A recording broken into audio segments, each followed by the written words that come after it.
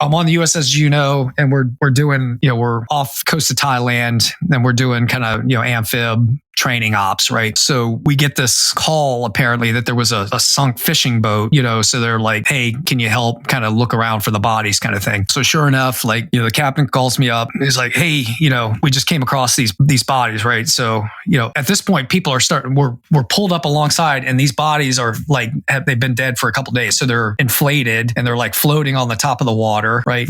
So I'm like, okay, this is weird, right? And now the crew is starting to muster on the flight deck, and they're like all fascinated with this, right? And then the captain gets on one MC and he's like, hey, everybody, we got 2 dead bodies coming down the port side. I'm like, and I'm outside now. I'm like, what is it? So now the whole crew is basically coming up, right? So they're looking at these bodies. So one of them is like face down, right? And the other one's face up. The face is eaten off and it's a skull, right? So it's like, holy crap. I've never seen a dead body. I know most of these other sailors haven't seen a dead body. Meanwhile, now I got some engineers coming out and they're throwing nuts and bolts at the bodies trying to get the thing to pop, right? God. So I'm like, oh my God. Here's like sailor stuff, right? So I'm like, that's it, right? I'm like out of here, right? So then I'm up to the bridge. I'm like absolutely unsat, right? I wasn't up there when he made that call. And then we got to figure out, okay, what do you do with these things, right? So we found them. So then there's like almost a decision to flood the well deck and bring them in, right? And then Chief Deswood at the time, HMC, is like, no way.